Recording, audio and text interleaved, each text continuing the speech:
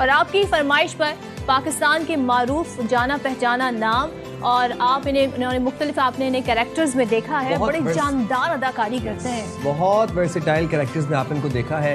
We have with us the one and only Zahid Ahmad साहब। अस्सलाम वालेकुम और ईद मुबारक। वालेकुम अस्सलाम। बहुत अच्छे लग रहे हैं आप, बहुत अच्छे लग रहे हैं भाई। आप तो फुल ईद वाइब में हैं। थैंक यू वेरी मच कि आपने अपने ईद के मसरूफ दिन में से हमारे लिए वक्त निकाला।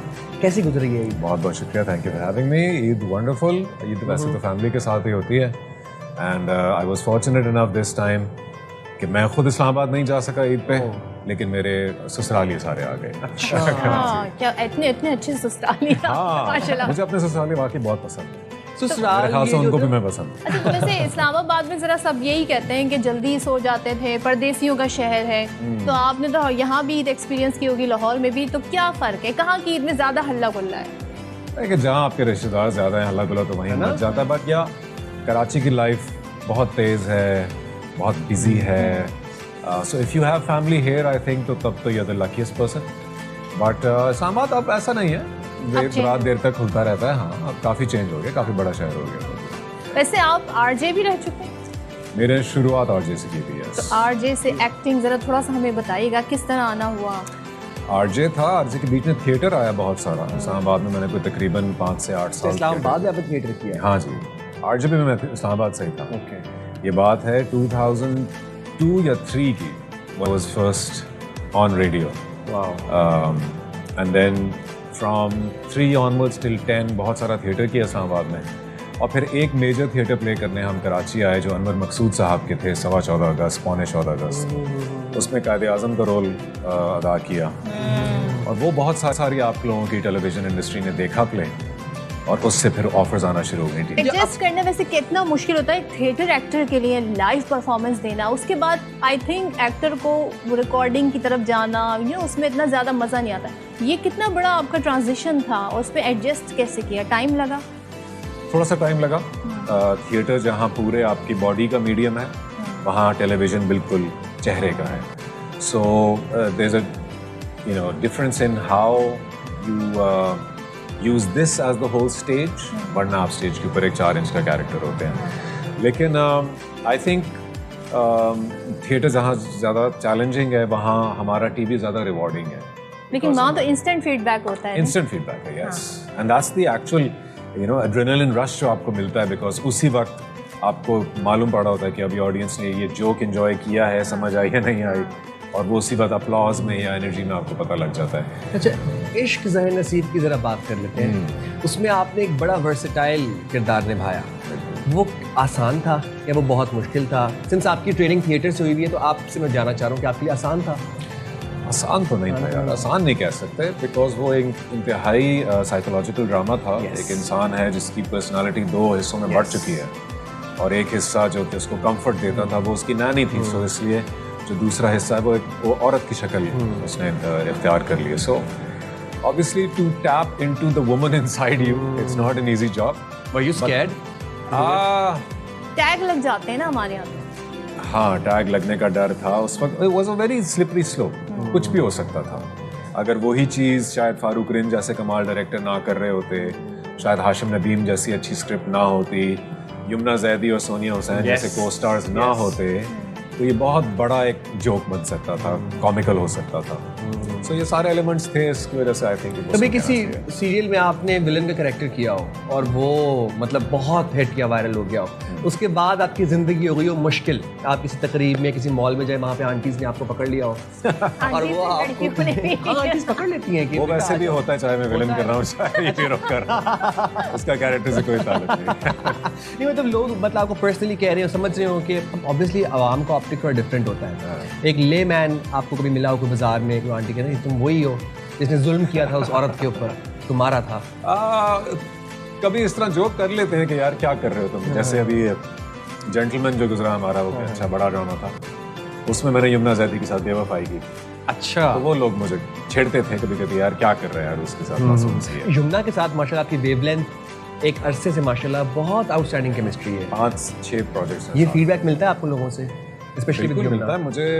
मेरा पूरा करियर ही देखा जाए तो आई थिंक 5 से 6 को एक्ट्रेसेस हैं जिनके साथ अभी तक रिवॉल्व कर रहे हैं। जी क्या बिल्कुल और अभी आपने बताया कि महविश हयात के साथ भी बिल्कुल मैं इसके साथ I am very excited because पहले हम भी काम कर चुके हैं, बहुत छोटा एक छोटी सी टेलीफिल्म का एक बहुत ही छोटा ट्रैक था हमारा। So this is the first time I am getting to do a lot of scenes with her. Very excited. Saba Qamar के साथ बहुत दफ़ा किया है, यमुना जैदी एंड सोनिया हुसैन, ये 3-4 हैं मेरी। अच्छा मुझे थोड़ा सा बताएं, क्योंकि अब तो ज़ाहिर है बड़ी डिफरेंट सिनेरियो हो गया है। अब यंगस्टर हम देख रहे हैं, इन्फ्लुएंसर भी हैं, सोशल मीडिया ने बड़ी हेल्प आउट की है। लेकिन जिस दौर में आपने यकीनन शुरू किया होगा, घर वालों से इजाज़त लेना और उनको ये बताना जी मैंने एक्टिंग करियर की तरफ जाना है, तो वहाँ तो बड़ा एक सेटबैक होता है कि पहले पढ़ो, कुछ बनो, फिर तुम सोचना। तो आपको कब आइडिया हुआ कि आपके अंदर एक एक्टर के जर्म्स हैं? ये आइडिया शुक्र है थोड़ा जल्दी हो गया था। सिर्फ शादी भी नहीं हुई थी, लेकिन मैं नौकरियां कर रहा था। टेलीकॉम सेक्टर से मेरा ताल्लुक है और 10 साल मैंने कॉर्पोरेट करियर भी गुजारा है। और मैं यंगस्टर्स को यही पैगाम देना चाहूँगा कि आप ज़रूर परस्यू करें अगर किसी चीज़ का शौक़ है, लेकिन don't make it the only thing you will do कि मैंने कुछ और नहीं करना, मैं ये करूँगा। आपको माँ बाप ने पढ़ाया है तो उस पढ़ाई का पहले हक अदा करें। जो नौकरी, जो सिलसिला जिस भी सेक्टर में बन रहा है उसको करें, साथ साथ एक्सप्लोर ज़रूर करें और इसमें भी इन्वेस्ट करें। जैसे मैंने भी थिएटर में नौकरी करने के बाद का जो टाइम था उसमें इन्वेस्ट किया अपना टाइम कि मैं इसमें करूँगा, और कभी भी ये सोच के नहीं किया कि यार मैं आज इस्लामाबाद में थिएटर कर रहा हूँ तो एक दिन पाकिस्तान की टेलीविज़न स्क्रीन पर नज़र आऊँगा। वो इरादा, वो सिलसिला बनना होता है तो वो अल्लाह सुब्हानहू ताला संभाल लेते हैं। बेशक बेशक। सो अपना पढ़ाई का हक अदा करें, जो नौकरी कर रहे हैं करें, अपने टैलेंट को, शौक को कुछ वक्त दें। और अब तो आसान हो गया बहुत, टिकटॉक्स बनाएं, whatever, if it is meant to happen it will happen. Gen Zs के बारे में आपकी क्या राय है? आप क्योंकि अब तो ऑडियंस आपकी में जेनजीज भी शामिल हो गए हैं, जेन अल्फाज भी हो गए हैं शामिल। What do you think about Gen Zs? What do I They are think? difficult to Do you work know with? ये बताएं। आपने जेनजीज का काम किया है, जेनजीज के साथ? ये पहली कास्ट है इस वक्त जिसमें कुछ यंगस्टर्स हैं। जो हमारा मिर्ज़ा की हीर जो बन रहा है, इसमें Ali Raza is the main lead character और हिना अफरीदी। अब आई डोंट नो ये जेनजीज में शामिल होते नहीं होते। जेनजी शुरू कब से होता है? 97 onwards। 2000s कह लें। After 2000s। नहीं तो ये तो जेनजीज नहीं हुए ना फिर। तो are you familiar with the gen Z terms? Sort of. किबड़ी, रेज, 6-7। अच्छा, मेरे बच्चे चूंकि अल्फा में अल्फा में आते आते हैं, हैं। सो वो ऑलरेडी इन टर्म्स से भी बोर हो चुके हैं। उनकी तो और एडवांस टर्म्स यूज करते होंगे। अच्छा, उनके टर्म्स की तो सेंस मतलब 6-7 जेन अल्फा टर्म है, मतलब इट डजंट मीन एनीथिंग। 6-7 का कोई मतलब ही नहीं होता। मतलब स्किबिडी हमारी है ना, हमारे वालों का मतलब है, रिज विज का मतलब है, 6-7 का मतलब ही कुछ नहीं है। बिल्कुल। लाइक मैंने एक चीज नोट की है कि जो आप जितना ज्यादा इनकी टर्म्स को आप भी अडॉप्ट करें ना, तो फिर वो उनसे डिस्कस्ट हो जाते हैं। ये सही। लाइक 6-7 जब भी हमारे घर में होता है तो मैं और हमना भी ये करते हैं 6-7 तो वो बच्चे चिढ़ते हैं अब फिर बस कि stop नहीं, doing it. no, it's not yours। आपने बुढ़ा कर दिया उसको। अच्छा, हमारे ज़ाहिर है इस वक्त तो हालात ऐसे हैं, लेकिन बहुत अरसे तक हमने देखा पड़ोसी मुल्क से भी ऑफर्स आती थी और वो लोग हमारे ड्रामा से बहुत ज़्यादा इंस्पायर्ड भी हैं, मुतासिर भी हैं। इवन अभी भी जिस तरीके से VPN के थ्रू जब जंग हो रही थी तो पाकिस्तानी ड्रामाज जो है खासतौर पर देख रहे हैं, ऑफर आई कभी वहाँ से? बिल्कुल। जब पहली दफ़ा बहुत हालात ख़राब हुए तो उस वक्त I was already auditioning for a pretty major film over there. Okay. And then immediately after I think 3 or 4 days, वो वाला upset हुआ था जिसमें I think Fawad was there, Atif was there और उनको literally वापस भेजा गया था। अच्छा। So वो ये रिसेंटली भी बुनियाद महसूस हुए टाइम? नहीं उससे पहले? इससे पहले अच्छा, हमारे अच्छा, एक दफ़ा I think I don't know कौन सा इवेंट हुआ था, but the year would be 1890। Okay, वो operation Swift retort, Swift retort, Maybe. Pulwama वाला जो इंसिडेंट। आप लोगों को ये ज़्यादा याद है। हमारी काम यही है। Yes. अच्छा, हम ये ऑब्जर्व करते हैं कि हमारी छोटी स्क्रीन टीवी जिस पे हम और आप आते हैं, ये ज़्यादा कामयाब है as compare to the film वाली साइड। ये क्यों है? बहुत से चेहरे ऐसे हैं जो कि छोटी स्क्रीन पर चले और बड़ी स्क्रीन पर नाकाम हो गए। बड़ी स्क्रीन इटसेल्फ इस पर थोड़ी सी नाकाम हुई थी, है ना। अच्छा। तो आप खुद देख लें इंडस्ट्री कहाँ है। फिल्म की इंडस्ट्री तो साल में 1-2 फिल्मों को इंडस्ट्री तो नहीं कहा जा सकता। अब उसकी क्या वजूहत बनी कि जब से वो पंजाबी सिनेमा के टाइम तक काफ़ी सारा चल रहा था, उस वक्त वो ख़त्म हुआ। I don't know, we'll have to go into the history.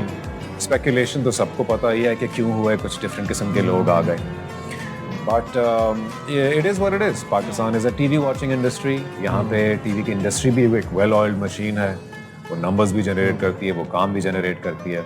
And I think culturally भी हम ज़्यादा रिलेट करते हैं ड्रामास के जो स्क्रिप्ट है as compare to films. I think you right, because Pakistan एक थोड़ा सा कंजर्वेटिव सोसाइटी, सो उसमें जो 8 बजे एक माहौल बनता है ना, घर वाले सारे बैठे होते हैं, तो उसमें उसकी नज़ाकतें कुछ और हैं।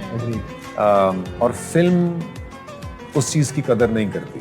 इनफैक्ट फिल्म को शायद जो दुनिया की रीत है वो यही है कि फिल्म को लार्जर देन लाइफ होने की ज़रूरत होती है और इन सेंसिटिविटीज़ को इग्नोर करने की ज़रूरत होती है। ऐसे ही है। सो मे बी दैट्स व्हाई शायद हम कभी उसको फुल्ली अडॉप्ट ही नहीं कर सके। बिकॉज आप देखें कि क्रिटिसिज्म भी बहुत होता है whenever there is a film, और कोई भी बहुत ग्लैमरस सॉन्ग है या कुछ है तो उसको बहुत सिवियर क्रिटिसिज्म मिलता है कि भाई हम टीवी पे ऐसे नहीं हैं, हम आम जिंदगी में ऐसे नहीं हैं, तो हम सिनेमा पे क्यों ऐसे हैं। सो आई ऑल्सो थिंक एक हिपोक्रेसी आ जाती है हमारे अंदर। हमें कुछ डिफरेंट फिल्म्स में करना होगा, मे बी देन हम शायद अच्छा कुछ कर। ज़रा फैमिली लाइफ की तरफ आपके आ जाते हैं। सिंस यू आर मैरिड, माशाल्लाह बच्चे हैं, तो शादी आपकी अरेंज या लव मैरिज? शादी वो सेल्फ अरेंज्ड। ये तो कोई नई टर्म सुनी आपने। ये नहीं टर्म है। हाँ जी। इसको पॉपुलर हो जाना चाहिए। अच्छा, ये वैसे में होता क्या है सेल्फ अरेंज? सेल्फ अरेंज ये होता है कि मैंने देखा, सेल्फ अरेंज होता है कि मैंने देखा, अच्छा। मैंने पसंद आई, मैं कर ली। नहीं हुण अम्मा बगल कर अच्छा, ये जरा So, स्मार्ट yeah.